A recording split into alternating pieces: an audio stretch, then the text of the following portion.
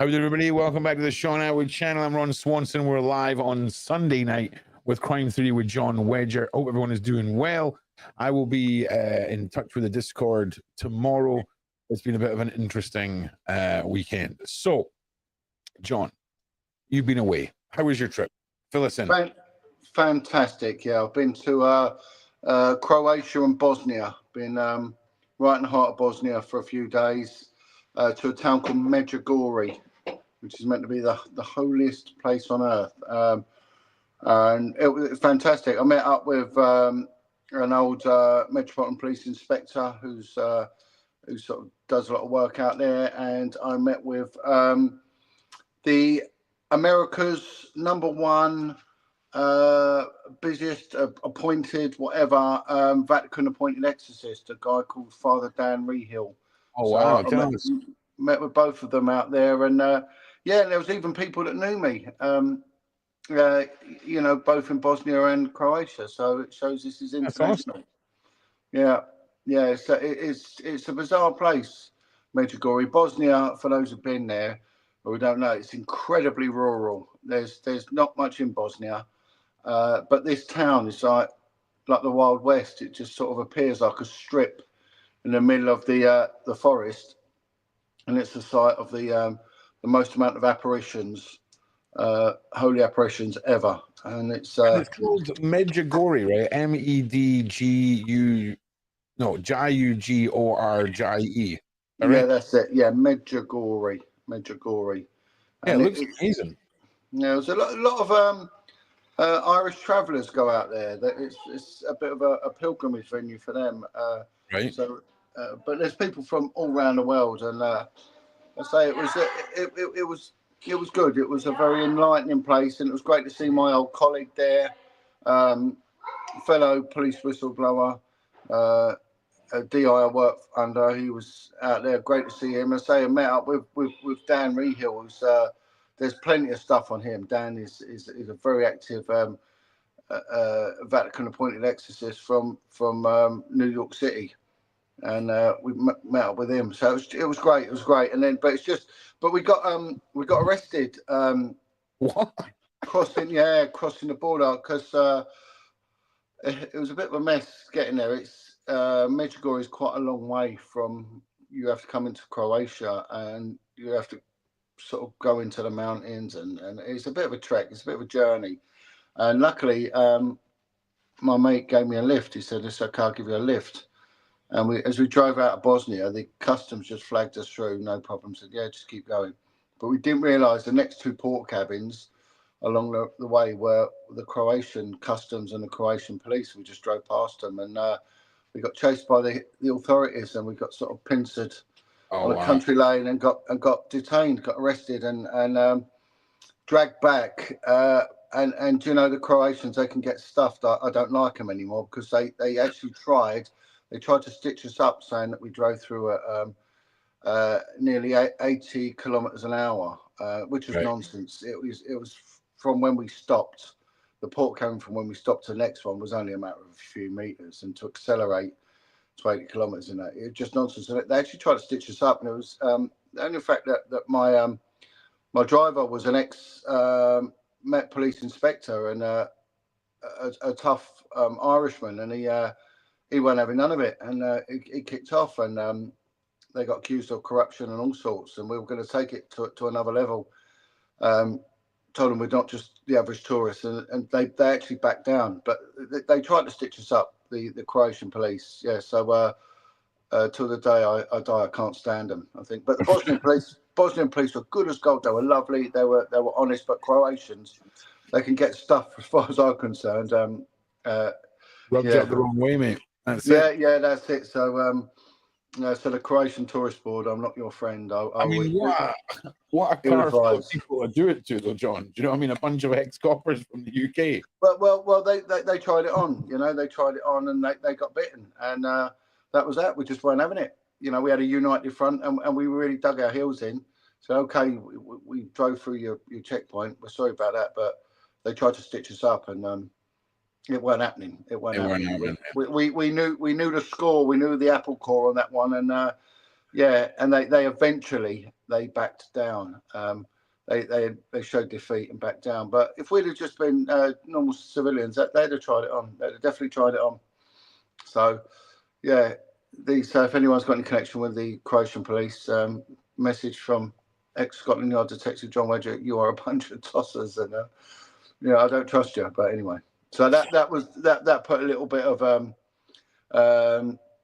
enjoyment into it, and I did a pants swim in Croatia, but I was also met with someone who watches this show. Someone said they followed my stuff on Sean Atwood, and they sort of come and approached me in a little harbour in Croatia just as I was on my way back to the airport. So shows that we get out there. The stuff does go global.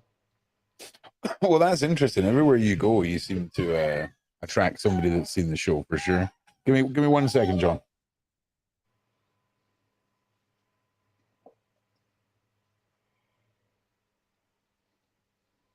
All right. Now, of course, John, you being away, there's a couple of things that have popped up in the news. One of them being a new documentary about Madeleine McCann, which is Madeleine McCann, The Unseen Evidence. And apparently this was done with The Sun. And the... John, tell everyone about your pants swimming and how awesome you are for 2 minutes. Yeah, of course. So, sorry, I haven't researched the recent Madeleine McCann stuff because, to be honest, I have no need to. In my humble opinion, the girl's long dead and died on the night of the incident, or maybe before. And I think that the police don't need to look for anyone else or any other evidence because it is quite conclusive what happened. But there is a guy that approached me over 2 years ago who was heavily involved in the adult swinging scene around Northampton, Nottinghamshire and Derbyshire. And he had some quite compelling evidence relating to the McCanns, and he did take it to the police, and he did take it to the national newspaper, and they just were not interested at all. And the stuff he was telling me was, it seemed very, very credible. So I don't know why the national media are taking an interest now. I don't think really that the truth on this matter will ever surface. And the fact that that the Home Office have chucked more money. I mean, Yvette Cooper. I had someone tell me that Yvette Cooper actually knew the McCann. So it'll be interesting to see if there is a conflict of interest. Does Yvette Cooper actually know the McCanns through her social life, which is what I was told was the case. And I have a witness who was happy enough to go to the police and proclaim that, but they weren't interested. So in my opinion, what a massive waste of taxpayers' money. And I can't see there is any sort of public interest in this anymore. It's Oh, John, just you wait. Just you wait until you hear this, mate. This is going to raise an eyebrow. So what we'll do, Ron, is I'm going to save your question until after we fill John in and what's been going on. I mentioned the documentary, John, and this ties in with everything that came out the other day about Christian B. Unseen Maddie Files, mystery hard drive, pics found at Maddie suspect Christian B's lair that led cops to conclude missing toddler has been unalive. Now, John, I'm not being funny. When was all of this found? Because if they were working on this documentary for a year, why are we only hearing about it now? That's my first question. Okay, we'll read on a little bit. Bombshell evidence found at the lair of Madeleine McCann's suspect Christian B is revealed for the first time. A Sun investigation to be broadcast at 9 p.m. tonight on Channel 4 has laid bare the haul found by German police. The abandoned factory owned by Madeleine McCann, suspect where German police searched for evidence. I mean, that's a grim sight. But look at the terminology, the lair, like he's some sort of master criminal. Yeah. It just looks like an abandoned porter cabin instead of it's not even that. A mastermind of crimes lair. You know, yeah, they really do butter it up. But you know, did we really need the Sun newspaper and Christian Bruckner or whatever his name is to tell us that John, you know John, what's let's happened to her? look at what we're looking at here. Right? Let me bring this up and make this bigger. Right now, I don't know much about leaves, right? But this all seems like somebody came in here, threw down a mattress, and then came in with a bag of leaves and started throwing them around in here.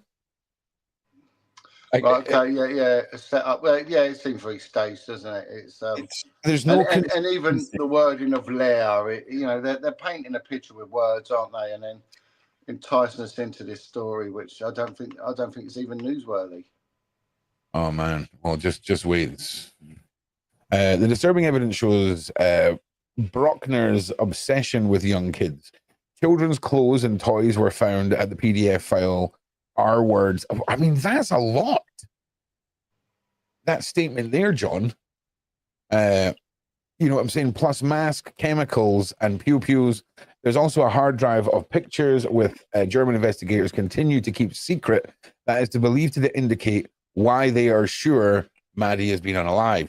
Much of the newly uncovered evidence was found by chance at a disused factory Bruckner bought for $20,000 in 2008, the year after Madeleine vanished. I mean, they apparently found this buried in a hole.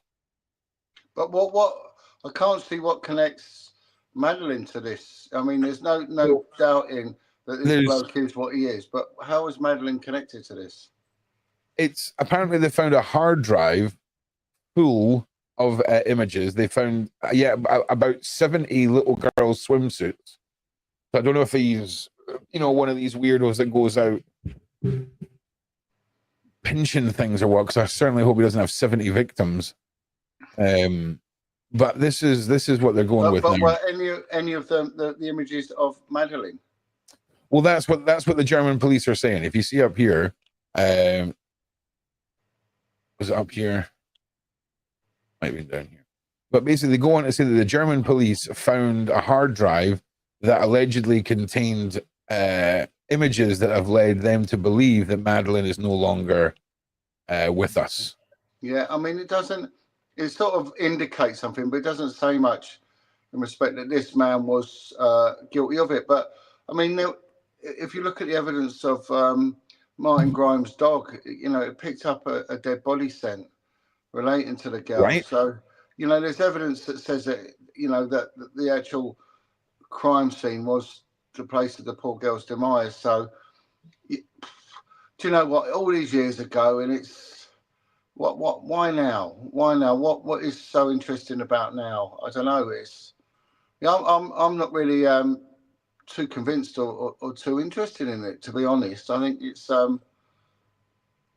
does anyone actually read the papers anymore? Does anyone actually read the Sun newspapers? Well, this is it. I mean, it's maybe not the papers, but certainly I would say probably the websites, but the papers.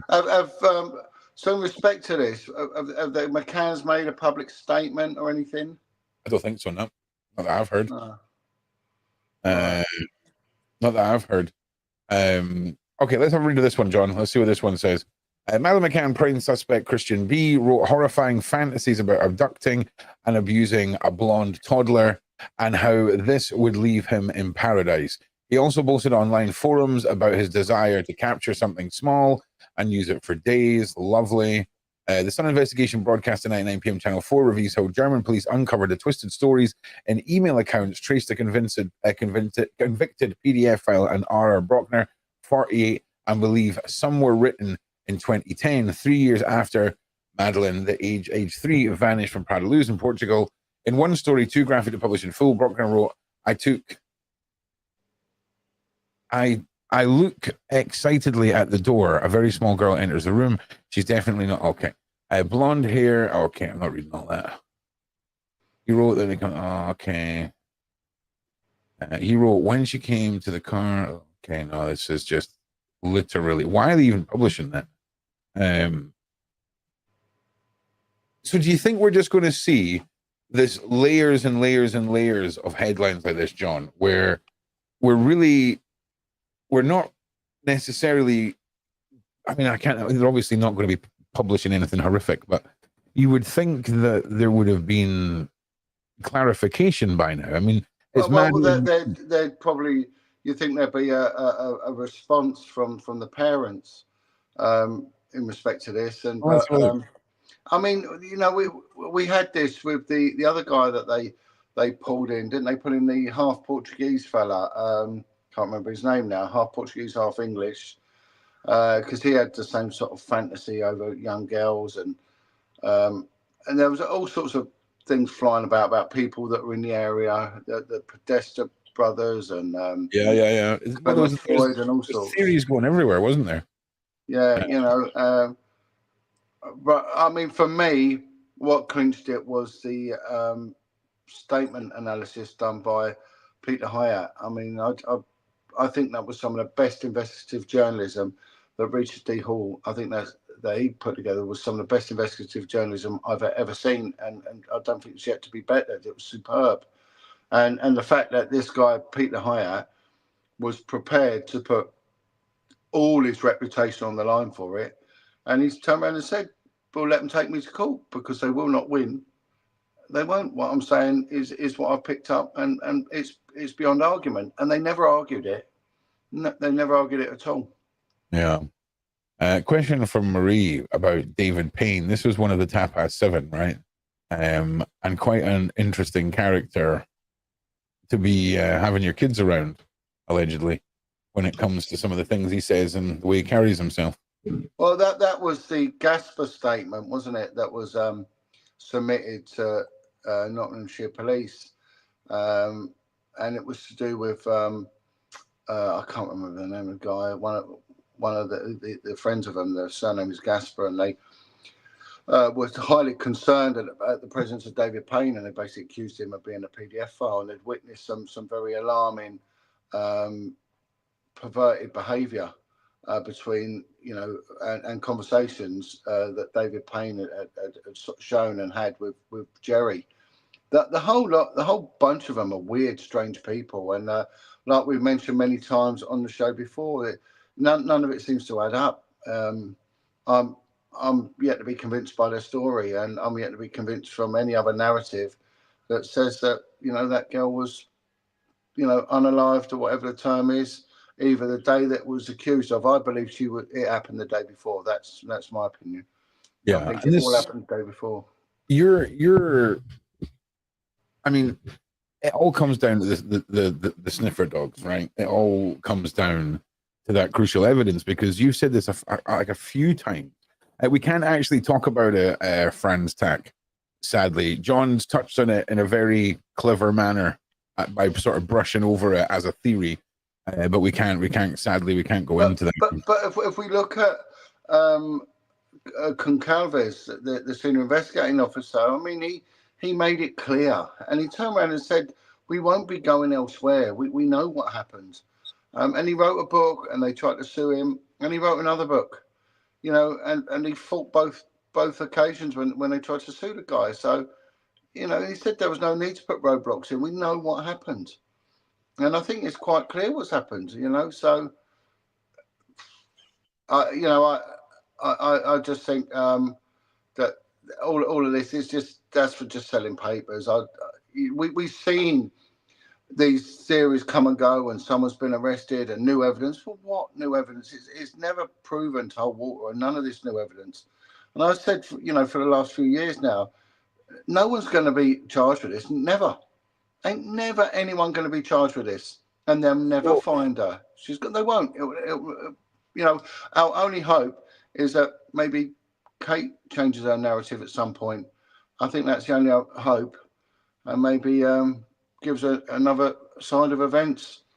I don't believe Kate's narrative at all. I don't believe them. I don't trust Jerry. I think he's a very profoundly deep and dangerous man. But I think Kate is a woman on the edge of a nervous breakdown, and I think maybe the only chance really is for her to give a different account of what went on.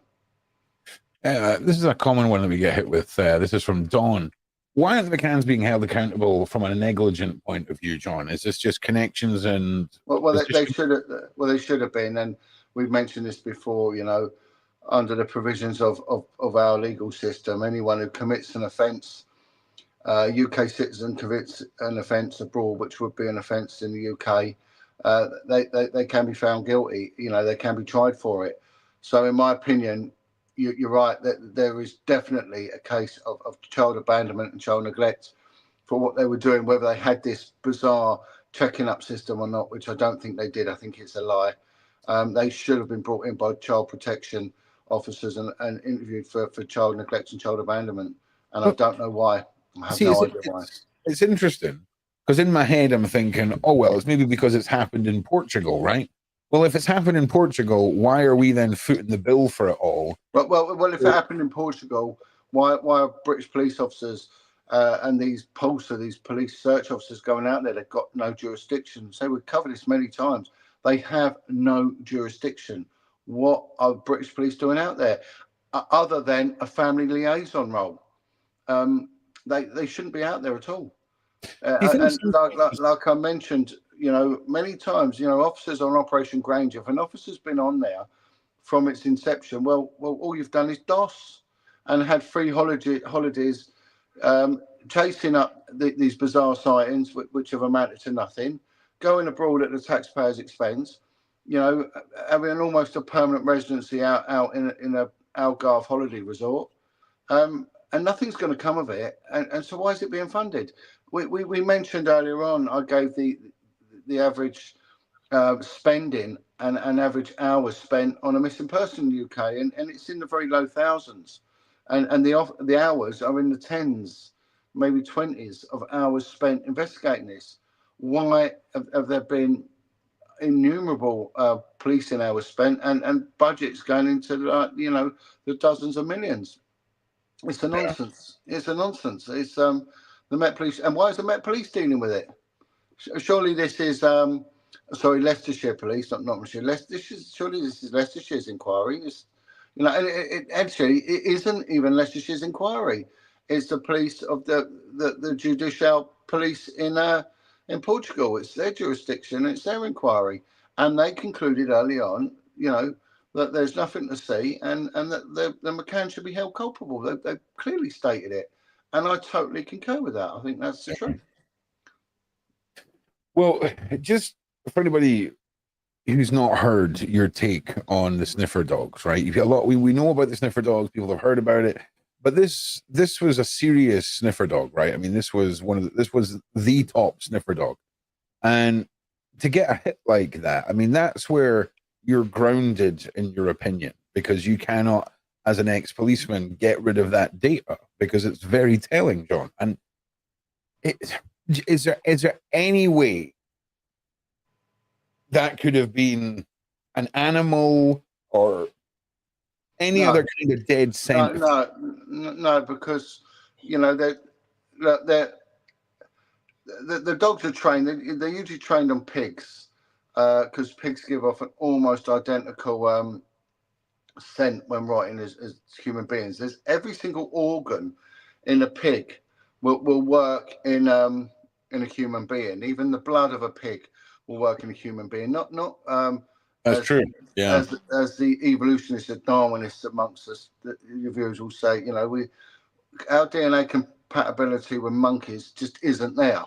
It's not there, but with pigs, it definitely is there.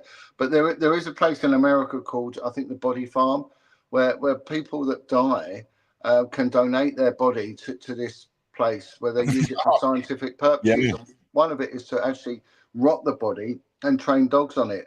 So there are one or two dogs, cadaver dogs, that are used by as a forensic tool by the police that are actually trained on dead humans. Sorry. Now, yeah. Martin Grimes, the dog handler, his dog was seen as the best in the business. So, you know, I think they're a fantastic tool. I mean, of course, there are faults in there, but that's for the you know, the defence and the prosecution to argue.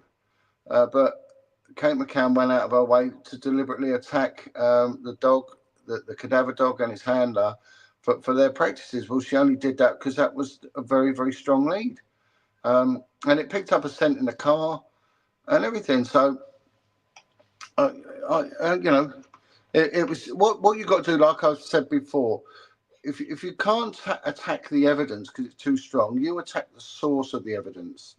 And this is what people like Michael Mansfield do. I mean, that Michael Mansfield, he sort of came forward and said he was helping survivors of child abuse, like in the Shirley Oates inquiry and all that. But let's not forget, Michael Mansfield also, he represented people like Michael Barrymore and you know, and a few others that are actually despicable individuals. So these barristers will sell their soul for a quick buck. But he specialised in just attacking the sources of information. So that could be a young detective who's quite naive in giving evidence and the judicial process of the Crown Court, and he just goes at them in a dogmatic, studious approach, and undermines their confidence, and then tries to discredit them that way. So it's bullying. That's what it is, bullying. And I think the McCanns are bullies, and how they've gone about litigiously attacking people, threatening to sue them and bully them. It's just the whole thing is just absolute nonsense. It happened all that time ago. Why are they even still bothering? In my opinion, the girl's long since gone, and there's just no point. And they will never, ever find her body. They won't. It's gone. It's crushed up. It's, you know, it's rotted. It ain't there anymore. And all this new evidence, seriously, like what? Like what? You know? And if that is the case, then why has he not been lifted by the judicial police in Portugal and charged and remanded in custody for it? That's the only really telling thing, not the Sun newspaper, the fact that he's actually been charged and remanded in custody and is awaiting trial. Do you know, it's funny you say that, because there is a headline here, John, about possible fears. Madeleine McCann, prime suspect, could flee to country without extradition in weeks if released from prison. German police said Christian B was likely to be responsible for the talks.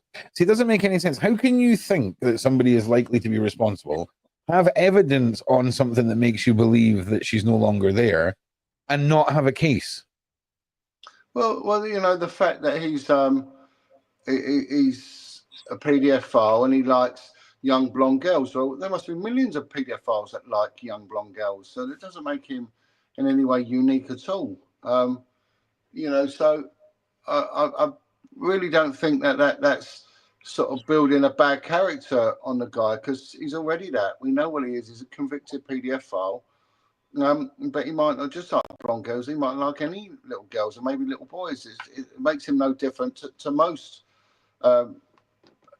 offenders of that ilk. And like I said before, they're not heterosexual. They're not homosexual. They're not bisexual. They're what they call trisexual. They will actually drill anything if they get the opportunity, because that's the nature of the beast for these people. Yeah. They're predatory dogs. That's what they are. So he's no different to the rest of them. No, 100%. I did see those sketches, Z70. It's sadly a topic YouTube will doesn't like us touching on, sadly. Now, John, it was the anniversary of Madeleine's disappearance, and then a week later, this documentary comes out. Yeah, all this well timed, isn't it? All this new evidence, but let's not forget about the re-injection of cash. Okay, so Operation Grange gets another whack of money, but apparently a year ago, German police had evidence on a hard drive that's convinced them that Maddie's no longer here. Does that mean the British police looked at it and went, nah, mate, that's non-conclusive? And if so, are you right, John? Is this merely plucking on the heartstrings to get us to click and buy papers? Well, and, you know, and does Yvette Cooper know the McCanns outside of the professional sphere of things? Has she got, I mean, someone should put the question to her. Did she know the McCanns prior to Madeleine go missing? That it might be that she did. It'd be interesting if she did, because I've heard that she did. Her and Ed Balls, that's what I've heard. I mean, you know, that's just a rumor. There's no substance behind it. But and if they did, where did they know them from? You know, yeah. Is there any evidence or any substance between the rumors that the McCanns were sort of high society swingers? Have they ever refuted it? As you know, but there are people, and I know one who's willing to make the statement saying that they were. He's approached me, and I've told him to tell the police. He's told the police, and they've told him to go away. So, what can you do? What can you do? But they'll happily entertain some other nonsense. But I just think it's a massive gravy train for them. And like I said, any officer who's served, you know, most of their service on this unit, they've just taken the mickey out of the British taxpayer. They have. That's not policing. Go out and might be hard lines from where, you know, the fact that I had to do proper police work, whereas they're on an inquiry which is going to involve a lot of foreign travel. And the fact is, no one will be arrested, and you will not solve it. And it's as Well, simple as that. how about this then, John? Right, and I think this ties in with Ronnie's question, right? So, what if we see a bunch more headlines about shocking discoveries on hard drives, evidence that's leading police forces to believe something, and then all of a sudden we have an Epstein situation, and Christian B's no longer here to put on trial? Do you think that's going to be a closed case for a lot of the people looking for closure in the UK on Maddie? Do you think that's going to be the nail in the metaphorical coffin for this story? Because he reeks of Fall Guy. Well, he may well be, but you know, whether he's convicted or not, I don't think he did it. He might have been involved. He might be connected. There might be some undisclosed evidence that shows he did know them. He was part of a bigger ring or an international child trafficking ring. Maybe he is, maybe he isn't. But he doesn't seem that sophisticated. If you know, that lair that they're supposed saying that he's in. I mean, a hard drive. It doesn't look like the place has got any electricity. So where would the hard drive be? It looks like there's nothing there. There's not even any water. It could be. Well, it was stashed. It was like a buried treasure of evidence, John, of pew-pews, chemicals, photos, hard drives, little girls' swimsuits, toys. It's as if they just dug up a massive gift wrapped. But I mean, all they're doing is going into the mind of you know, and into the world of a PDF file. That's all they are. I mean, now it's more sophisticated. They can use AI and things like that to sort of manufacture, you know, their ideal victim. But years ago, they used to cut bits out of the children's section of catalogues, you know, and sort of stick a head on it and make their own thing up by just sort of like what they call a pseudo image. And it was made by just getting a pair of scissors and cutting things out of catalogues. And it was used as a masturbatory aid. So, you know, it was just, it's no, any of us that have investigated these people, that, you know, they are what they are. They're just despicable, predatory, dangerous, lowlifes. And, you know, he's no different to many others. They're all damaged.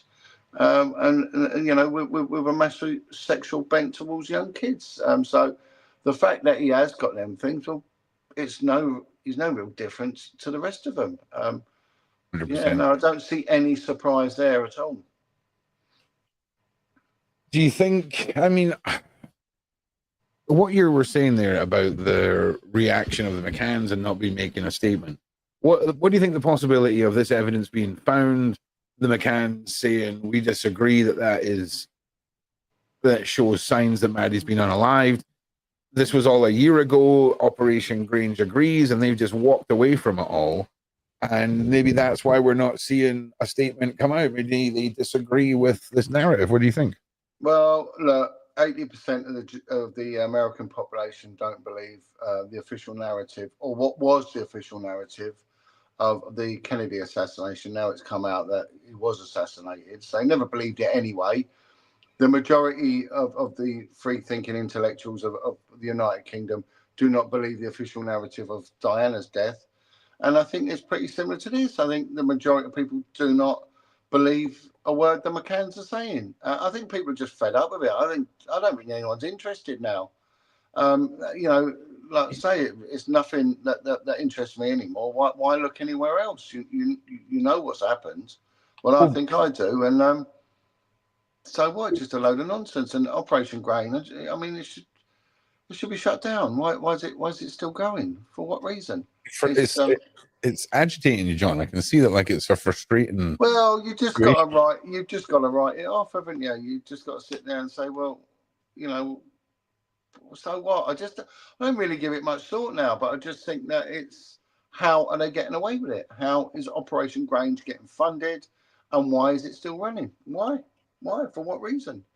But they are, and the fact that Yvette Cooper has just chucked another 1.8 million or something. Well, it's just massive. This should be a lot of people moaning about that, you know, and asking why. But again, no one's holding the Home Secretary accountable to this, and no one's actually holding the Metropolitan Police accountable. And why are the Metropolitan Police running this investigation?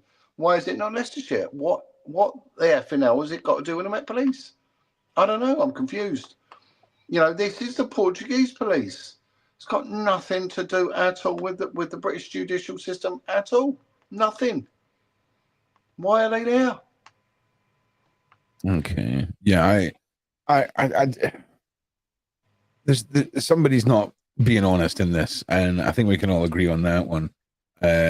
Ciego's pointing out, what possible reason would the police have had to dig and find hard drives in that particular location?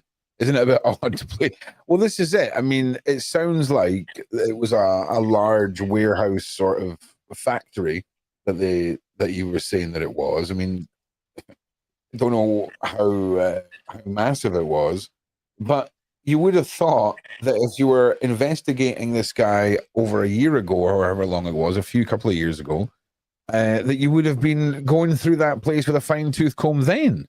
Look, I don't know whether it's on your show, but I mentioned it on podcasts I've done.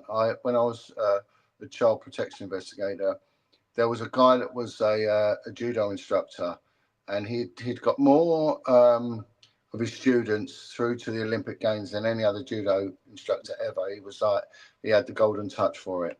And there was an allegation that he was a PDF file. He'd been put under investigation before I joined the unit for a few years, and the officer that was appointed to look into it, his conclusion was, this man's done nothing wrong. And then the hierarchy of the Met Police weren't satisfied with that, so they took it off this guy and give it to me. So I did a briefing. He debriefed me before he handed the file over, and he said, John, this man's done nothing wrong. Someone somewhere has got it in for him, and they're finding anything they can. And they told me, no matter what, find something on this man. And I found some bizarre unarrestable offence, which I had to go to the court and get a power of arrest attached to it to go and bring him in, some bizarre child protection, shouldn't be near kids thing, and try and stitch this man up with this offence. It got thrown out because he hadn't done it. And it was only a bit later on when I actually sat down with this fellow, I said, why did the old Bill hate you? What is it? And he went, I'll tell you what it is. He said, I'll tell you exactly what it is. He said, when I was getting these kids into the Olympics, the guy that wanted my position in running the judo club was a high-ranking super middle management police officer with the Met Police. And it turned out that he knew the senior officer that was running the unit I was in, and that was all it was. It was just done out of pure spite. But you know, I was told, find something on him. It's the same with this. Find something on this guy. You must find something on this guy. You must. That's what they're doing. You know, they're going to look at the most spirit, a little bit like what they're doing with Tommy Robinson at the moment. Just find something on him and let's charge him with it. That's all they're doing. And I've seen it happen. The police do it because I worked on units where they've done it. I worked on 2 units where they've done it, where there's been a political government agenda to get a result no matter what. And, you know, so I saw it with this judo instructor. There's an activist, a guy who does a lot of TikTok. His name's Charlie Veach. And they did the same. They wanted to prosecute him for something and wanted to destroy him. And he'd done nothing wrong. And so they put a campaign out to nick him for anything they could. And it doesn't go anywhere. So I know they do it. And will they stop doing it? No, because there is an agenda. There's an agenda behind this. There's an agenda behind all of this. And I don't know. Here's one possibility of the agenda. What about the money? Where is the money gone? Why is there no transparency about we know when the money's gone. It's gone in officers following up these inquiries and the overtime bill and foreign travel and stuff like that, and this semi-permanent basing out in Portugal, and that's where it goes, and that's all corporate price tag that the taxpayer picks up. So every time an officer is deployed out there, right? Back then they used to fly business class because they were working. They were put up in a good hotel, and they were given $100 a day on top of their wages plus overtime. So, and if you've got 10 officers doing that, that's soon going to go into huge figures straight away. So that's where it all goes. That's exactly where it all goes, and all that. This just sort of judicial chicanery that they're playing. It's a total nonsense, and someone should stand in. And Mark Rowley, the Commissioner of the Met Police, should say, no, I'm getting rid of this. I'm shutting this nonsense down. And I'll tell you now, no one will be charged and convicted of this. They might be arrested. They may even get charged. I very much doubt they'll even get charged. But to be convicted ain't going to happen. Are they going to find Madeleine? No, they are not. She is gone, and that's that.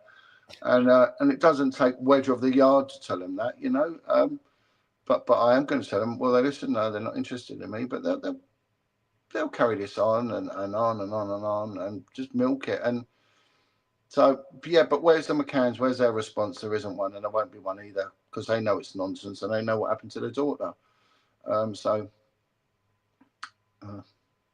Here's an interesting one. I've got to say this really cryptically, John, right? But there is allegedly documents circulating. And if somebody was on a certain register for crimes against children, right? And you go on that register, is there a set period of time? And when you come off it, would reporters or police know about it? And would it be reported on if, say, I don't know, you went on holiday and a child went missing? Well, look, if you're convicted of a crime, and you're given a custodial sentence, and then you're given a probation order, once that's dealt with, in the eyes of the law, that's it, it's finished with, right? Now some S-offenders go onto the S-offenders register of 1997, and they can go under there for life. That's what could happen, right? So if you just bear with me 1 second. Of course, mate, of course. I think some of you know why I'm asking the question. So hopefully get you guys some clarification there. And right, I'm back with you now. Sorry, I just had to go. So, that depending on the severity of the crime will depend on whether you get a custodial sentence. If you do it, depending on the length of the custodial sentence, and if you are released. The period of time that you have to oblige to the provisions of the S-offenders register of 1997 will also apply. So they could be ranging from sort of like maybe 5 years all the way through to a life term on there. And then that will have its own sort of restrictions. So it could be that you have to surrender your passport, no foreign travel. It could be that you have to be monitored, inform the police of everywhere you go. You might not be allowed any data storage device.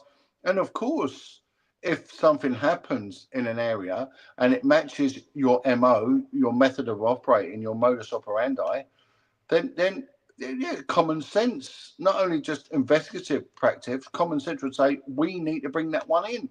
And the register will then look out and say, right, who lives in that area? Was anyone visiting that area? And that they all share the same sort of database, and then they can track down and find out, are we got any suspects? So of course they will, and then you've got like the method indexing.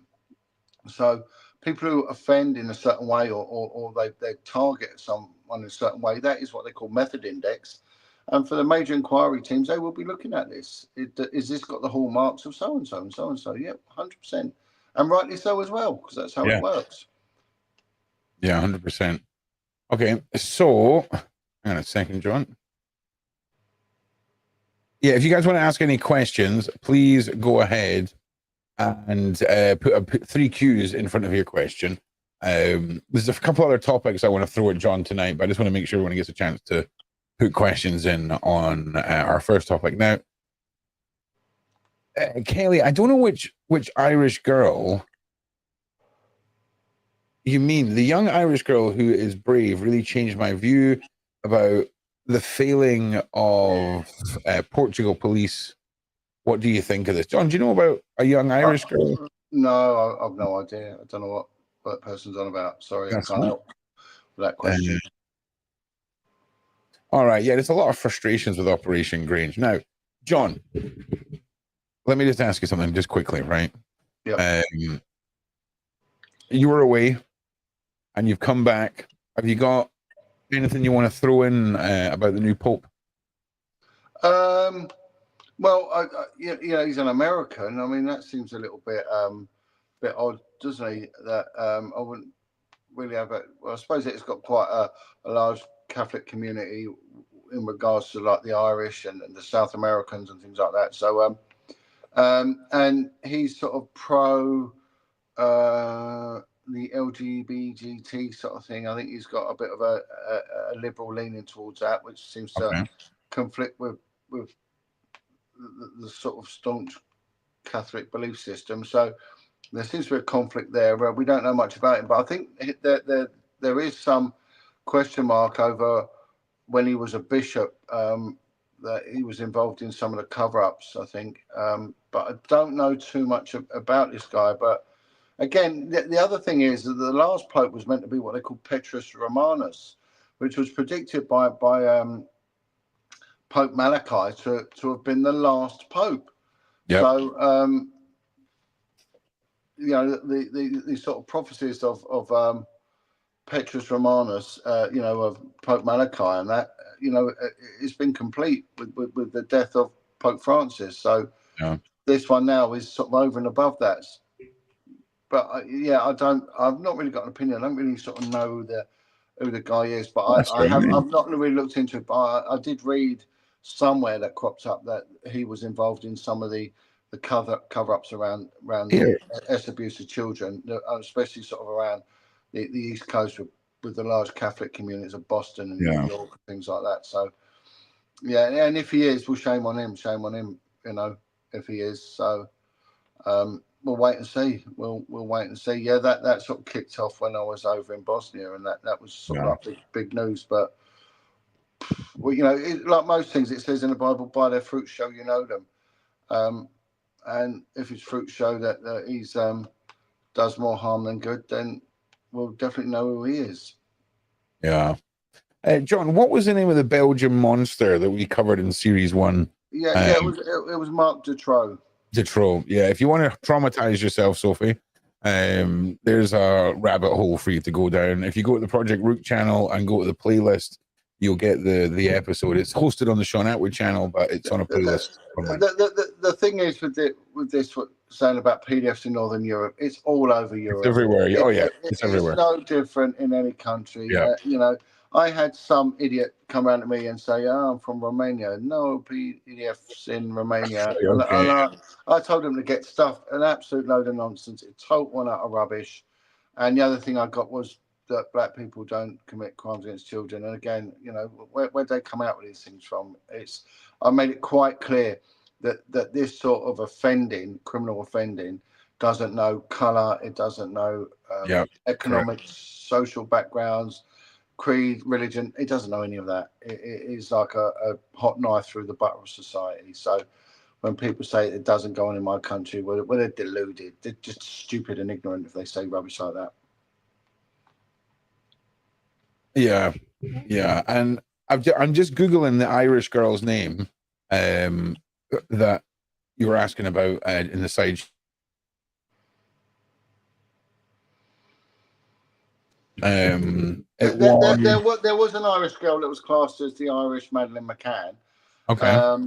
I think, is it Mary something or other? It was a young girl that went missing in the county of Donegal. And there was a huge cover-up around there. And she went missing from a rural farming community, and the police's response was that she probably got on a bus and crossed over into the border. Bear in mind, back then it was a very, very active border, Yeah. you know, because of the troubles. And she went to visit a Christmas market in Northern Ireland. You know, the Yeah. girl was something like 7 years old, and it was Yeah. winter. That's who I thought the side chat we're talking about. Yeah, But it's actually Hazel, who was a guest on Sean's show the other day, who was one of the victims of Christian B. Her name's Hazel, and she was in the Channel 4 documentary, and Sean just interviewed her the other day, and yeah, I mean, it is. Yeah, but there is an Irish Madeleine, and it was a case back in the 70s of yeah. I can't remember. I'm sure her name was Mary. Yeah.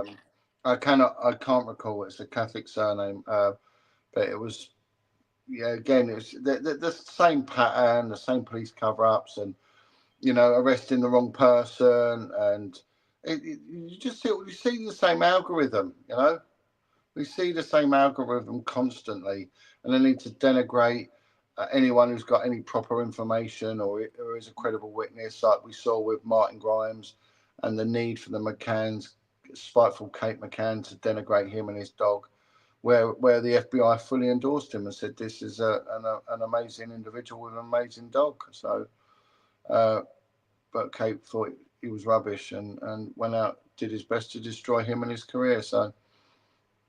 Yeah. Ron can't keep up with every single show that we do, guys, sadly. Just so you know, if I'd done the interview, I'm sure I would have remembered, you know. So sadly, yeah, you know, but I do know who you're talking about. But who the Irish Maddie was, who I thought they were talking about in the side chat. So yeah, I get it. I understand. But I hadn't seen any of the explanation. It was just the story about the Irish girl changed my mind, and I was like, oh, the Irish Madeleine. That's where my head went as well, because that was. So I'm pretty sure somebody was talking on Discord about it. It might have been one of the email people, but right. I'm going to take you on a journey now, John. So I covered this at the start of the year. Okay. Have you ever heard, John, of the 764 network? Somebody had just mentioned it at the start of the chat. I may have done, but can you give me a bit more on that? Yeah. So they are basically a horrific group of individuals who are targeting young children and teens through digital media, through gaming, and all of this. And it's become a bit of a consortium of monsters, if you will. And there was arrests made. It was this guy here, and it was declared as like a neo-Nazi style group. Yeah, and this was Cameron Finnegan, was immersed in 764, a dark online community whose members film and share acts of extreme violence. When we say acts of extreme violence, that's putting it very politely and lightly, John. We're looking into the heart of the sextortion and blackmail of young individuals into producing horrific content, and into the torture and abuse of animals and all of this kind of thing, pushing for self-harm. It is horrific, and I just wanted to get your I mean, I know what you're taking. I have heard of it. There was a group, I can't recall, the Order of Nine Angles. There's a group which is very similar, and you see this connection between the esoteric, borderline satanic abuse and neo-Nazism, and also with the Order of Nine Angles, that they had to undergo rigorous physical challenges, which were, you know, borderline with special forces, and one of them culminated in there to commit a murder, and they had strong links with the far right movement. And one of the guys that sort of had a bit of an obsession with the Order of Nine Angles was that Copeland, I think it was David Copeland, who was the the bomber that bombs Brixton, Brick Lane, and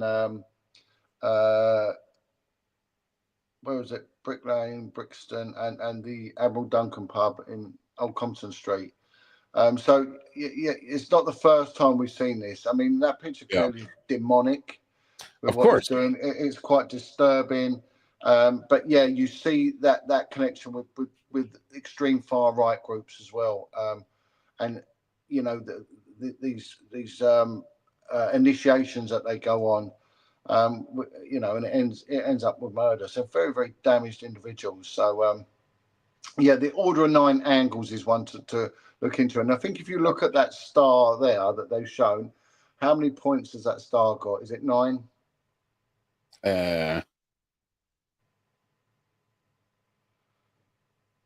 Because that may well be the symbol for the order of 9 angles, that star. it could be. Yeah, I mean, it's like it's a 9-pointed star, which would you've got this part here. yeah, no, the outside. If you go around, you know, 1, 2, 3, 4, 5, 6, 7, 8, maybe. I don't know. I don't think I've ever seen a 9-pointed one. Yeah. It looks like a pentagram to me. Yeah, because the order of 9 angles relates to sort of the points on the star, and it's a combination of 2 stars. You know, Sharon, I've got Gary. Gary on my WhatsApp, I do believe. It's more about how certain things are dropped in that case. So don't worry, nothing's going unnoticed. But John, let's just listen to this, man. In fact, let me just put it back onto this image. FBI has opened 250 investigations tied to violent online network 764. This is just from like 4 days ago. That preys on teens, top official says. FBI says that they are growing increasingly concerned about a loose network of violent predators who befriend teenagers through popular online platforms and then coerce them into escalating sex and violent behavior, pushing victims to create graphic content, harming family pets, harming themselves, and often pushing for them to unalive themselves. The online predators, part of a network known as 764, demand victims send them photos, videos of it all. And the shocking content will be shared with fellow 764 followers or used to extort the victims for more. Some of the predators even host watch parties for others to watch them torment victims live online, according to authorities. Now, for me, we are skirting into the realm of now documented live streaming torture, which skirts on the realm of the legendary and the mythological red rooms. It's scary. And when we're talking about young teens and young individuals, extortion, violence, sex, and SA, it is a harrowing story. Some of the predators, yeah, we've done that. We see a lot of bad things, but this is one of the most disturbing things we are seeing, said the FBI Assistant Director David Scott and head of the FBI's Counterterrorism Division, which is now leading many of the US government's investigation tied to 764. The FBI have more than 250 investigations currently underway, with every single one of its 55 field officers across the country handling 764 related cases. Every single one of its officers. Like, is this not like unheard of, John? Like, this is massive. Yeah, isn't it funny when you get sort of like the S crimes and you blackmail go hand in hand, and then suicide, and you know, you saw that with stuff that came out with the government inquiry, because people had information, you know, and then you got witnesses or victims of this. The main thing to do is get someone caught up in a conspiracy themselves. And then turn around and blame, you know, the victim, saying you was involved in it, victim blaming and things like that. Right. And especially if someone's got a previous history or that they've been in the care homes. And so this sort of looked like what they were doing was getting, you know, young kids to perform sort of acts and then record it and then bribe them and tell them to kill themselves. That's deeply demonic, that is. I mean, that's... Well, look, that's the heart of Satanism, suicide. So I want you all to imagine in your brain, right? The founding, the person who originally started the original 764 group, I want you to imagine in your head what this individual looks like. All right. And I'm going to show you a picture of this guy. I mean, look at this incel, right? Look at this man right here. Okay. Now, John, luckily he's serving 80 years for his crimes, right? 80 years in a Texas prison, no doubt. So he'll be having a great time. Crimes against children, not good. And it always amazes me in these cases, especially with the dark web and what I would count as, you know, the top 5 monsters that I've covered during my time. And they're not these, you always imagine like somebody in their, I don't know, 40s or 50s for some reason, but it's always these young guys, 18 to 30s. I mean, other than the guy who done the Daisy's Destruction horrors, I can't remember his name, Peter Scully. They all have, they're like baby-faced monsters, man. They're like baby-faced monsters. Well, yeah. If you look at the guy Copeland, is it David Copeland? Anyway, his surname. You know, the London bomber. The same very young-looking guy, but a connection with ultra right-wing politics. And you know, the more we see a deluded, disenfranchised and disconnected youth, and they get sort of politicized due to immigration and you know, in travesties of justice such as PDF files getting away with crimes on that, you're going to get individuals that will take this drastic action, and this is where these groups sort of really process them. You know, they nurture them, and then they send them out there, and then they end up committing atrocities. I think we're going to see more and more of it now. If you look at the local elections in the United Kingdom, you know, the Reform Party had a landslide, you know, swing to the right, and this sort of move away from a two-party state. And this is what you're going to get. You're going to get more and more extreme policies because our society is encountering profound and extreme difficulties. So this is what's, you know, it's an extreme situation to an extreme problem. But I think, you know, these individuals like that guy and like we have with Copeland in this country, you know, that we're going to see more and more of that. But again, there is this connection with the far right and with these occultic satanic groups. They do sort of dovetail together. Yeah, I mean, it's just always shocking. I mean, here's another one. This guy's called Lux. He was arrested in 2014 in Australia. And this guy was so arrogant that he would never, ever, ever get caught, John.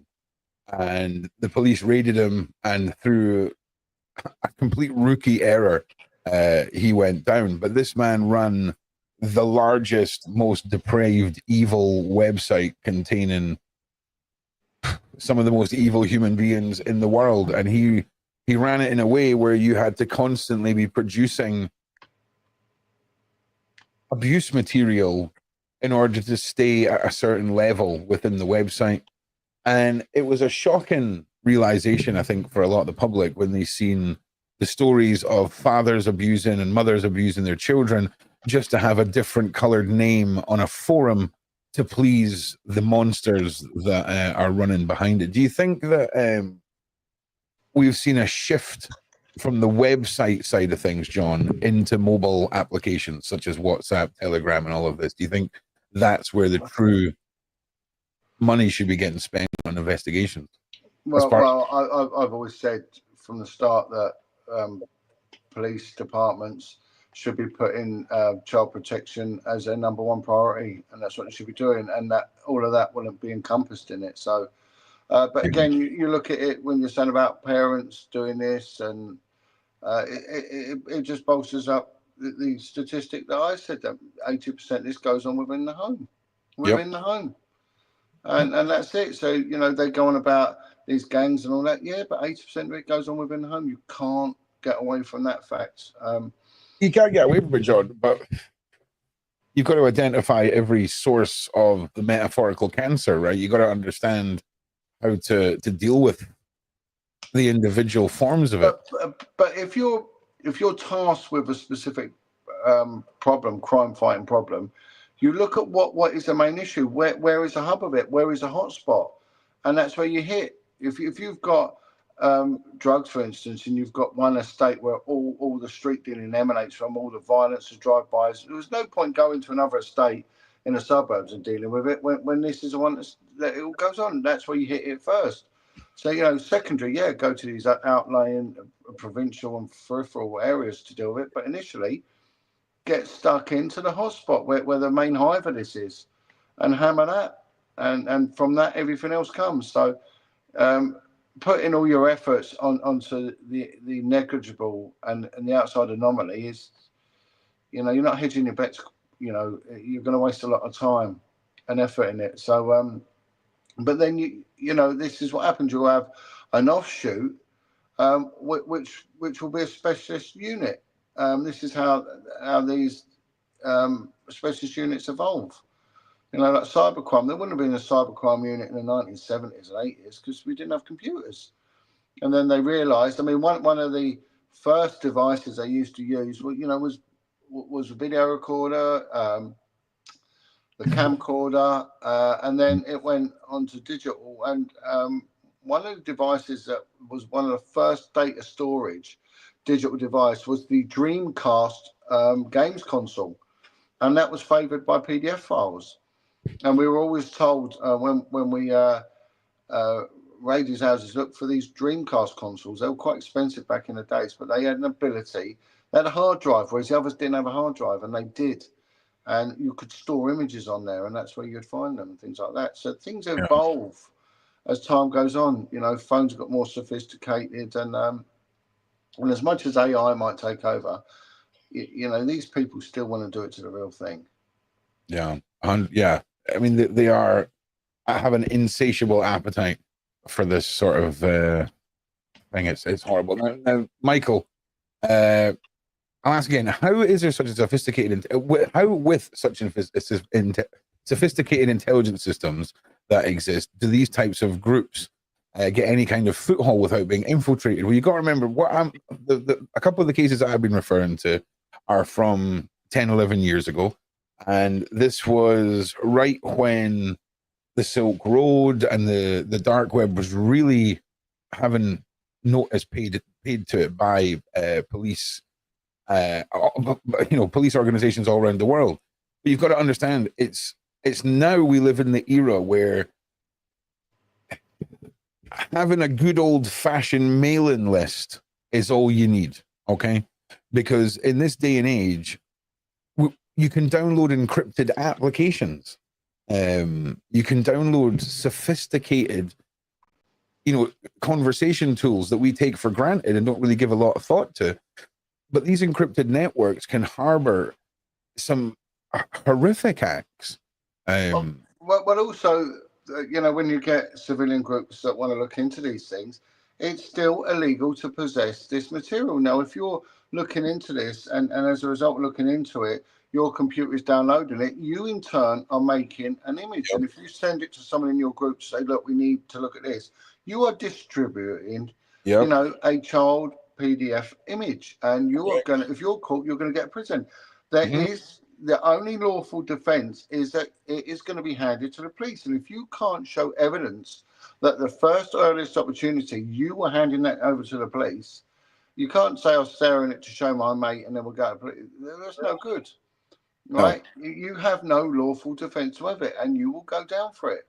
There's actually no reason. There's no reason for any. Like, if you accidentally stumble upon something, right? Yeah. Like, there's no reason for you to save it. You double-click the URL at the top of the page. That's www.youtube.com for an example. Double copy that. Go to the world. The Internet Safety, the IWF. What the hell is it called? Hang on a minute. Is it the IWF? Yeah, Internet Watch Foundation. Excuse me. You go to the Internet Watch Foundation's website, which is here, and you can report all kinds of horrible websites. I've had tens of thousands of websites removed. Maybe not tens of thousands, but definitely thousands and thousands removed from the dark web. And what John's saying there is exactly correct. And we've seen absolutely ridiculous excuses come from reporters and people like this in the past. I've done this for years, and I use Tor to do all my investigations, and I set Tor to not display images. They won't even show you the thumbnails on a video, John. And if there's nothing to see but images and videos, you know, I don't hang around there too long because there's nothing I can do other than report that website. But when you go, and if you look at one of the excuses, not lawful defence, one of the excuses is that I was looking at it for research. So, like I mentioned the other week, that there was a convicted PDF file and former custody sergeant for the Met Police contacted me and claims to be doing all this outreach work to expose harm against kids. And he was sent to prison for having hundreds of child P images, but also there was like almost an infinite amount more of encrypted images that they couldn't open. And he'd actually convinced someone who's quite a well-known celebrity who I had to get in touch with him and say, look, this man is a convicted PDF file. And he wouldn't believe me. And when he looked online, he went, yeah, but he said in court that he was looking at it as part of his job. And I said, he was a custody sergeant. And not only that, it wasn't on a work computer, it was on his own computer. I said, it's a lie. And it's a bit like the member of the Who, Pete Townsend, that, that's what he came up with, that he was looking at child P images as part of a research for a book he was writing. Well, he never wrote the book, and not only did he do that, if he innocently was doing it for that reason, he went guilty and received a caution, which put him on the S offenders register. So, it's just a lie. It's a lie. These people just lie. If they do that to children, then lying's nothing to them, and they are manipulators and they are liars. yeah. But people believe it. People will accept that individuals do this to children, but they won't accept people lie. It's really bizarre, the cognitive dissonance that is in someone's mindset. Yeah, no, I agree. Here's some statistics for you as well, John. These are big numbers. So reports suspected to contain horrible material of children, 424,000. Reports confirmed to contain that type of imagery, 291,000. Images assessed to be criminal in 2024, 729,000 images, John. I mean, is that surprising to you? You've got... No, I mean, it's hard to grasp, but when we would seize laptops, there would be thousands of images, and we'd have to watch every single one of them and view it and grade it, every single one. And it was quite a disturbing and laborious thing to do. But, it's not just the images. People just go abroad, don't they? They just go, it's always Vietnam and Cambodia now seems to be the place. They're source countries for PDF files, and Thailand. There's still these, and this seems to be this popular destination for people to retire to. I had this argument with someone. They put a post on them saying about the Thai police don't muck about when it comes to public disorder and drunkenness and rowdiness. Well, they might not do, but they definitely turn a blind eye to offences against children. And it's a place where people will go to source a kid, knowing that they've got the anonymity and the impunity to do so. So again, the Thai authorities, I don't think they do enough. I know they don't do enough. And there's a group in Thailand which, as soon as they see a tourist, a white European tourist walking hand in hand with a little Thai child, they go straight away and they intervene and they take the child off them, and bang. And it's usually German, British, Dutch, Belgium tourists that are going out there. So, it's interesting you mentioned that. I've got like 16 pages from a forum, John, and I used to see a lot of like just nonsense, websites looking to make money, whether they were selling what they were saying they were selling, whatever. You've seen a lot of stuff. But there was one community, John, who were the real deal. And I mean, they had a community and a forum that covered everything from, you know, advice on your first kidnapping of somebody right the way through to, I don't even want to say, but one of the things was non-verbal communication for foreign sex tourism, so that you could identify yourself non-verbally without having to send photos or anything like that to obviously meet up with someone like this. And that sort of spread of knowledge was always scary to me, because when you've got 30, 40, 50 people acting out in open discussion on these topics, you really see how widespread the support networks are for these individuals. Did you ever see a prevalence of that? Because I tell you what, yeah. Well, you know, there was a certain degree of training that came with our job, and some of it was to look for signs and symbols that someone is an active PDF file. And like I mentioned on many interviews, we were back then. It was pictures. So one was the crying boy. One was these. There was a little boy standing there crying. That one was these two children that were facing front onto a fire, and they were both naked, a boy and a girl, aged about 5 years old. That was another one. Rose in Jim dolls, Action Man, Barbie dolls displayed in windows, the Fleur de Lis badge of the Boy Scouts, because that was show there was refuge for a lost child. And it was something that the PDF files jumped on. This was back in the old rudimentary days. And catalogues, like I mentioned earlier, catalogues were one. The presence of a catalogue. Look through the lingerie section and the child section, because back then you could buy anything in the catalogue. A lot of it was clothing. And there'd be a section with little girls wearing a vest and knickers. And that, you know, that they from that they'd make a pseudo image. So there, you know, and it was forever evolving. But it was anything really to do with children.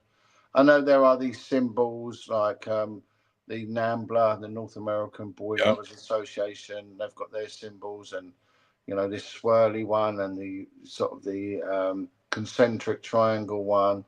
There's all these things that sort of are out there and have always been out there. But and then the Pizzagate thing came up with new ones about food and stuff like that. But yeah. years ago, they used to refer to a young boy as a chicken, a young ramp Well, boy yeah, was this called a chicken. is there's these were all released by the FBI, of course. These hidden terminologies and hidden words. Sadly, I would love to go more into one of the subjects John just raised there, but we can't, sadly, because of YouTube. We can touch on it the way John did, but we can't delve further, sadly. But listen, John, we've got about 15 minutes or so left. So I just wanted to let everybody have an opportunity to get any questions in. Sign my one. No, I don't know what you mean, Jim. But tomorrow, I'm hoping to throw a new earlier show out with you guys, because you know early is good for Rondas now. Early is good, especially on a Monday. Now, John, is there anything else you want to throw in before I just go back to the side chat or throw in our topic at you? Is there anything else you want to tell us or throw out there about the McCann situation or about any of the other topics that we've touched on? Yeah, no, I've not really took any interest in the McCanns. I think it's been kicked to death, that one. I don't think no matter what happens or comes forward will make any difference. And it's not the first time the British government have intervened. We've done many programs about the sort of cover up, you know, the wrongful arrests and the perversion of justice regarding child murders. So many of them. Leslie Mulseed, Brian McDermott, Of course, yeah. that little girl in, you know, and it won't stop. It will keep going, and seeing people stitched up with it, and those that do have information that want to come out, you know, they get denigrated or they get arrested or whatever happens, warned off, or they're the ones we know about. How many people actually did go silent? And it's not just in the with policing. You know, you look what happens in the health service. You know, that there's some shocking cover-ups in the health service, and Oh, we're gonna be getting to one. John's been away, sadly, and I've been unable to do some research. But Ron's been sitting patiently gathering some bits for this one, John. But John, listen, Princess Angela's asking, in 2014, an operation in the UK saw 660 people arrested and suspected PDFs. John, do you know what happened to any of those? 400 kids safeguarded with G gangs or PDF rings. Kids first, regardless. Thank you, Angela. No. I mean, unless it was it had an operation name or a National Crime Squad thing. I'm not, you know. So I don't know. I mean, there's enough out there on open source. You see, we are seeing convictions for these GGs. It is happening. Will we ever get to the end of it? No, of course we won't. You know, there's a lot of covering up with it. It's because of the people that are involved. There's a lot of bribery, and it's just a bigger thing. It's a big, you know, the main network isn't in the county lines. You know, it's in the services of children. So, but even those county lines, I mean, there's some of these podcasts where there's blokes saying that they run county lines. Well, you know, that's exploitation of kids. Why are these guys? Why is it even funny listening to someone saying that they were running a county line? It's and a lot of these are kids that have come from care homes that are vulnerable anyway, and then what goes on along with that, you know, along with the distribution of drugs, you know, there's also a ex-offending industry that goes with it. So, you know, it goes on, it will continue to go on, but I don't know. But I just think that what we should be doing is our Home Secretary, Yvette Cooper, she should not be, you know, going on and gobbing off about people putting online comments about the Southport thing and then money for the McCanns and all that rubbish. She shouldn't be doing any of that. She should be stand up saying that I am going to make offending against children as our number one policing priority. Yeah. And I'm going to start recruiting officers in you know, and specialising them in this level of it. And PDF files, we're coming after you. Yeah. They should be putting out there and just saying, we are coming after you. We are going to have a bit like they used to do with the TV licensing. You know, just put the fear of God in them and saying, we are watching you. You know, we are going to be paying informants to grass you up. We are going to be monitoring your phones. We are coming for you. Yeah, listen, I'm not being funny, but if there's anything that all of the current and former TV license agents can do to rebuild their faith and win us back over as a humanity is to turn your trade to the keeping an eye on the PDFs 100%. 100%. Yeah, they need to know that they're being monitored. And will it stop it? No, it will never stop it. Will it deter it? Yes, of course it will. It will massively deter it. Yeah, no, 100%. Well, look, if you want to go into like 2 minutes of fantasy conversation, John, if we put an ankle bracelet on every single person or tag them in some way, and then we just have a fleet of drones that keep, you know, go and check up on their house with thermal cameras and all of this stuff, arm them with stun guns or something.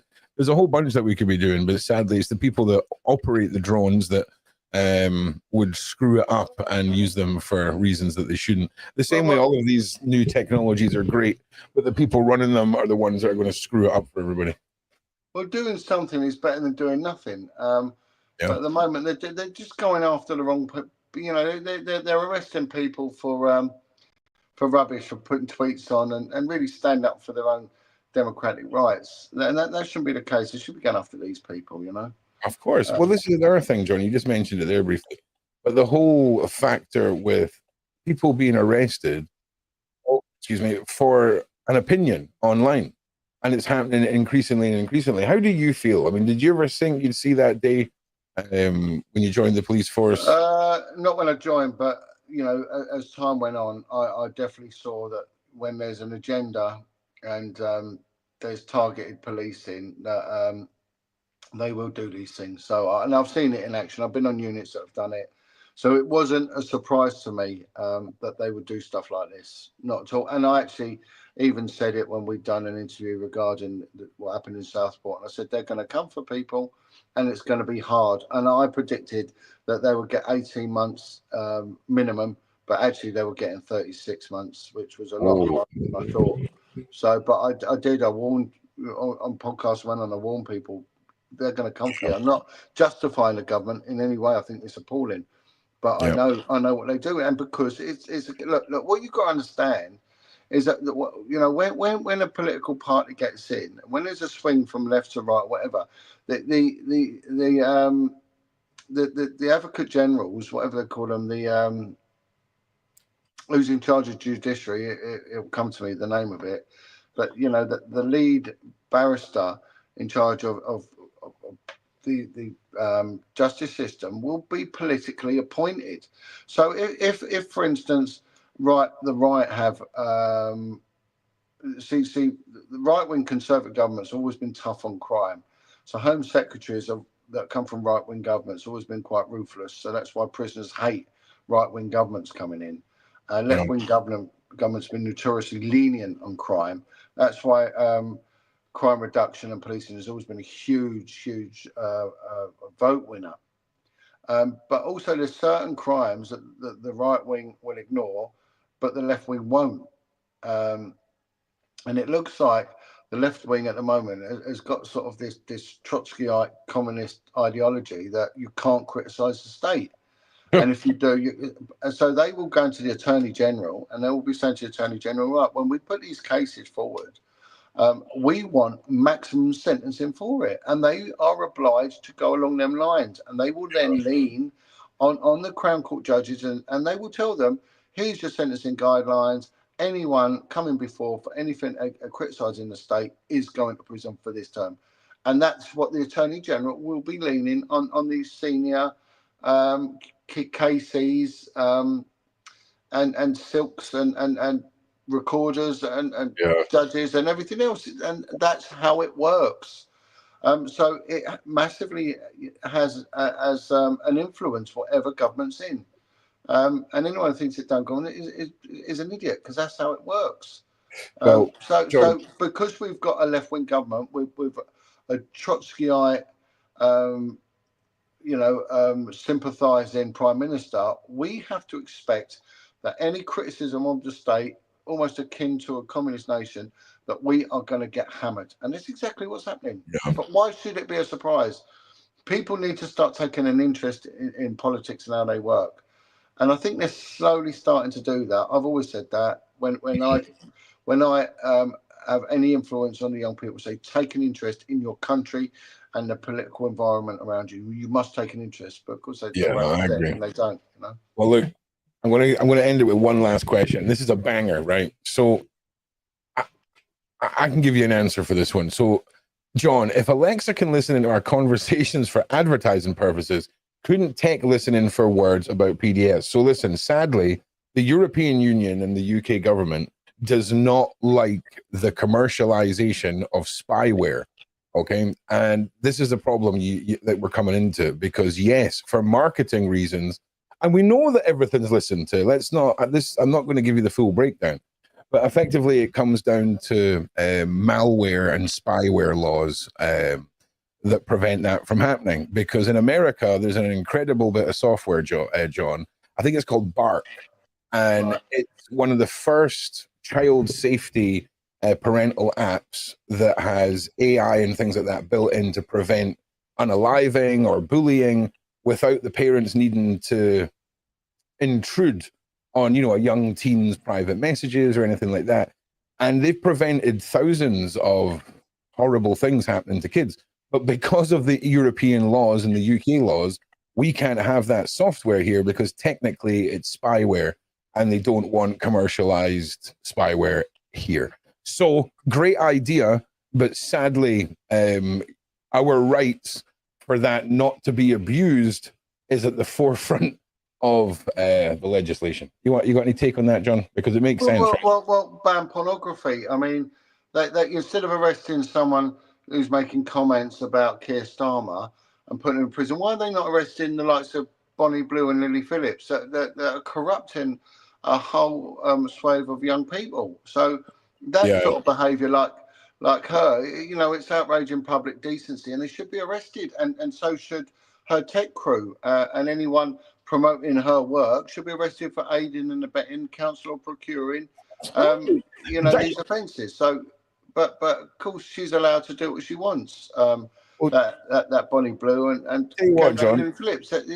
Get rid of this and make pornography illegal. I'm going to hit you with one more, John, right? So you've touched on Bonnie Blue there, right? And what we're seeing now, especially in the US, is this transition of a 16 or 17-year-old girl starting to associate with a 20, 22, 23. Yeah, I've seen it. Yeah, I've seen it. You know what I'm talking about, right? Yeah, and it's claiming their audience for this new wave of young girl. And you've got these 16, 17-year-olds dressing in the same way as these other ladies. I mean, don't get me wrong. You know, sometimes it's, you know, less jarring than others. But this is all over TikTok, you know? And it's, you know, and it's what we're looking at here, John, is like, if this was this country, we'd be talking about 14 and 15-year-olds, right? That's what we'd be talking. Well, we wouldn't, right? But then age of consent wise, but for making material, it would be the same age. But you just think to yourself, well, it's all this barely legal. Well, you know, this is what PDF files do. They go for the barely legal because the inference is on that it is a child. So it's bordering on that. And I think that's what this Bonnie Blue is. She's bordering on paedophilia, you know, and everyone thinks it's funny and the bloke's queuing up. They should be arrested. Why is she allowed to do this? Why? Yet someone putting on an opinion criticising the police's actions in the Southport massacre goes to prison. Yet Bonnie Blue and all that, you know, that sort of stuff that's what should be doing. There's no decency. Listen, I'm not in support of this, but I'm just playing devil's advocate with you here, John. I think one would argue that the comments made about the police were public. And although we're seeing advertising and marketing on the surface, such as TikTok and social media, you could argue that Bonnie has a paywall or uses sites not appropriate for children. What would you say to that analogy? Well, you know, analogy banner. but it just goes to show what they put the emphasis on. That's what I'd say. Where is the emphasis on? And it's not on child protection. It's not on public decency. It's not. You know, they used to laugh and demonize Mary Whitehouse for her stance against nudity and borderline pornography, and she got laughed at. But do you know what? She was right. She was right in what she's doing, and we are yet to fully reap the harvest of our youth watching pornography. We're yet to see it, and it's going to destroy a whole.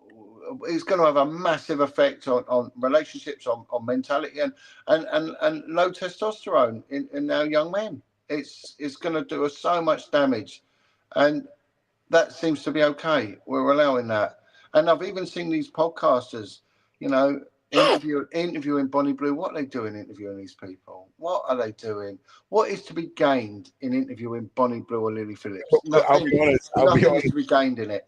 It would depend on the podcast, because there's a few podcasts that I know, John, that have the exact same views as you, and they bring these ladies on and they debate them, and it makes for some of the greatest short form train wreck clips you'll ever see in your life. I mean, I just wouldn't even bother. What it's like with me when I do my interviews, I only interview people that come from the criminal classes that are on the path of redemption. Oh yeah, these survivors of care home abuse. I in no way wanted to interview a criminal who just laughed at his criminality. But many podcasters do that, and I personally think it's wrong. It's outrageous. You got to remember, it's train wreck viewing.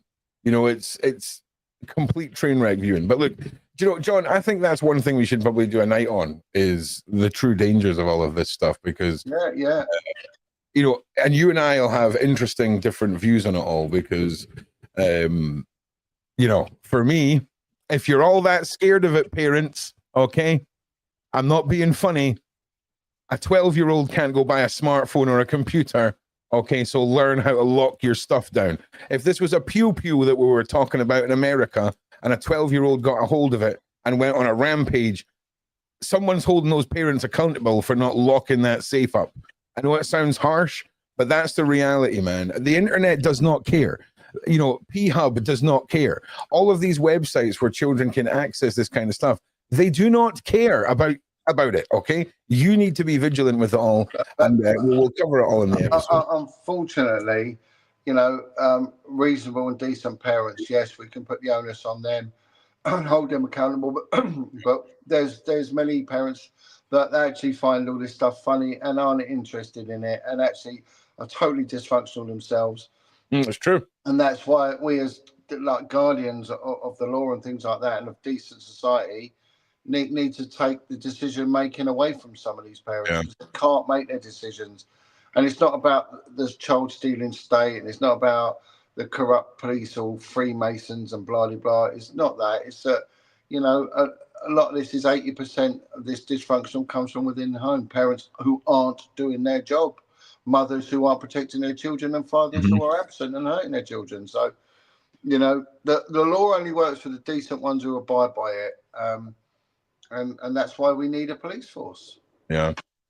Well, look, I think I'll work on putting something together with John. We'll do an educating you all on the dangers of all this, but we'll also help you weaponize yourself against these things and educate you on how to keep your kids safer.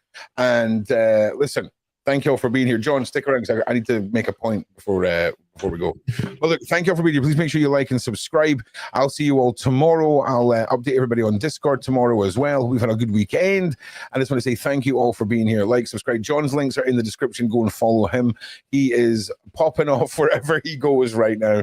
And, you know, much more of it for you, John. And thanks for being here, brother. And we'll see you all next time. Thank you.